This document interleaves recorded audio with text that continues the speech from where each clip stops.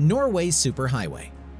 Travel is an essential part of our world. It's how we stay connected with the world around us, the people around us, the lands around us. It gives us a way to expose ourselves to other cultures, other sects of life, new languages, people, and art. During the recent pandemic, we were shown what a world with limited travel and at times even no travel might look like. It was an eye-opening realization for a lot of us. Not only was it difficult to do on a smaller scale, like reaching the grocery store or your neighbor's house, but it was nearly impossible to do on a large scale. Planes, trains, and even some paths by car ended up being cut off to us. For some, it was the first time that any serious consideration has been put into an ease of access to travel. For others, the fact that it can be touch and go to get from one place to the next has always been at the forefront of their mind. Of course, large-scale travel hasn't always been easy. There are a lot of people who are unable to visit their friends and family because plane tickets are so expensive. And the same for trains or boats. In fact, the prices for these modes of transportation are going up with every passing year,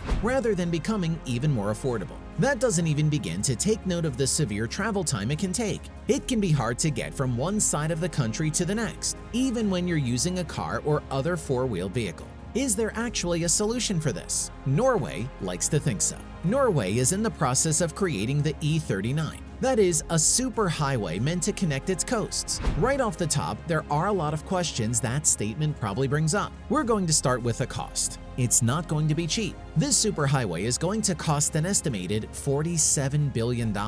And that's if everything goes smoothly and as planned. It's the largest infrastructure ever planned inside of the country and is going to connect Oslo in the southeast with the coastal cities of Trondheim, Stavanger, Ålesund, and Bergen. You might know of Oslo. It's the capital of Norway and the city with the largest population. If the country is able to provide an easier connection between Oslo and these other cities, many of the coastal towns that the E9 superhighway would pass through being much smaller ones, it could seriously give a boost to the country's economy by opening up more travel, more business, and more places for tourists to come and see. That last one might seem a little odd, but the tourism industry is a big boost to the economy of pretty much every country. Being able to provide more feasible destinations for tourists could help Norway out a lot. Currently, it takes a series of ferries, tunnels, and bridges to travel this route. The superhighway is set to replace this, making for a smoother and quicker means of travel. Its end goal is to remove the ferries that are currently a requirement for passage across the coastline. The geography of Norway is vast, and it's proven to be a challenge for the civil engineers and architects to come up with a plan that will allow this massive feat to happen. It's a lovely land, but one that's not meant for road travel. As it's planned now, the E39 superhighway will bridge all of the current existing gaps in travel. The coast will finally be an easy, fast route to take. What's proven to be the biggest problem? Honestly, the country itself. Norway is filled with fjords and lakes, as well as mountainous terrains and frigid weather. In fact, this part of the country is so difficult to live in that the population for these lands decreases at a rapid pace every year. It's thought that making the coastal regions more accessible will make living in the region easier, and thus improve the quality of life for a lot of people. Just as an example, it takes 45 minutes for every ferry trip. Sometimes you have to go on as many as 3 ferries to get to the next city over. By eliminating this lengthy and outdated means of travel, Norway will add a new, updated, and most of all, time-saving means to get from place to place. It's taken a long time to come up with any sort of a plan. Norway isn't meant for roads. That's why all of these ferries exist in the first place, to try and counter the various regions' lack of traversal ground.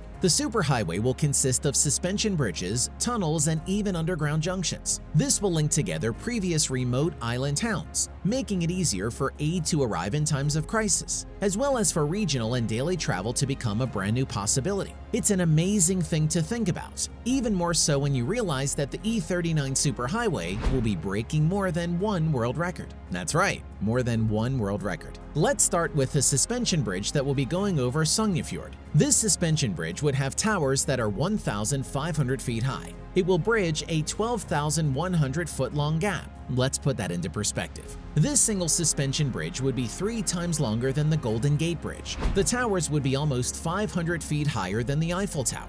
That means that this suspension bridge would become both the tallest and the longest bridge in the world, breaking 2 world records in a single stretch of roadway. Despite the fact that this superhighway is several years in the planning, it is still not close to being built. There's one problem left that no one's been able to solve. That would be the Sola Fjord. This is the deepest and widest fjord on the prospective track of the superhighway. It's also an important shipping route. At 3 miles wide, it's going to be a long gap of water to cross, with the added challenge of keeping boats in mind. See, for the Sola Fjord to be passable by boats, there needs to be 66 feet of clearance. That's 66 feet tall, by the way. So far, engineers have come up with 2 possible workarounds. The first is the creation of a 3-tower suspension bridge, a tower on land at either side of the fjord and a third center tower in the middle of the fjord. It's a bit awkward and not the safest thing out there. And what about the second option? Well, it's a proposal to create something that's never been done before. They want to make a tunnel that crosses the Sola Fjord, underground, but not actually anchored to the seafloor.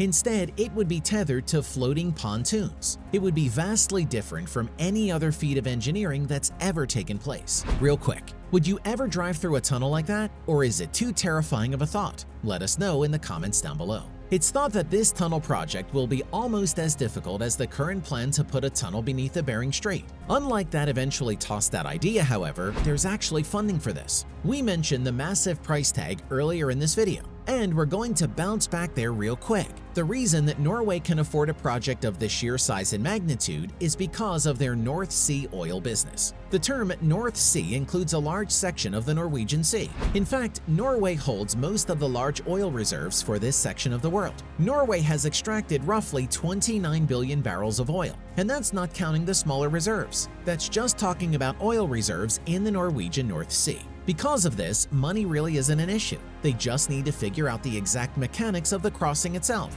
And believe us when we say that all of Norway's top civil engineers and architects have been put on the job. The fact that they've even managed to put this proposal together is a feat that's not to be laughed at. For the most part, Norway's a pretty quiet place, at least as far as global news goes. This project could change that, putting them at the front and center of every other country's radar. The creation of the E39 superhighway could truly revolutionize civil engineering everywhere, while also opening the country up not only to its residents, but to tourists and travelers. This would massively help their economy and the economy of the small secluded towns that are currently virtually unreachable outside of ferry travel. It would cover 1,100 kilometers of land running through 6 different counties and 50 municipalities. Currently, traveling this route would take 21 hours and require 7 different ferries, at least 45 minutes per ferry ride if not longer. It also doesn't come close to some of the more rural cities and towns. The project itself would be broken down into 7 smaller projects, making it slightly more manageable for both time and finances. The resulting project will be 50 kilometers shorter and will take only 10.5 hours to travel. That cuts the travel time down in half. It also gets rid of the need for ferries in the first place. Ferries, while scenic and lovely to take, are not only very slow-moving, but they also can be cancelled during inclement weather, which renders them virtually useless during bad weather. A nasty storm could leave you stranded for a while. Because some aspects of the E39 superhighway still haven't been fully thought out, it's easy to understand that this project is a long ways off. There's not even a set start date picked out for a lot of it, let alone a finished by date being tossed around. It's all purely speculative at the moment. But that's a project that's absolutely worth keeping an eye out for. We're going to continue covering it as new developments are made, so if this is something that you want to stay in the loop for, make sure that you subscribe to our channel. And before you go, don't forget to like our video and leave a comment. We want to know, once the E39 superhighway is finished, is this something that you would travel on?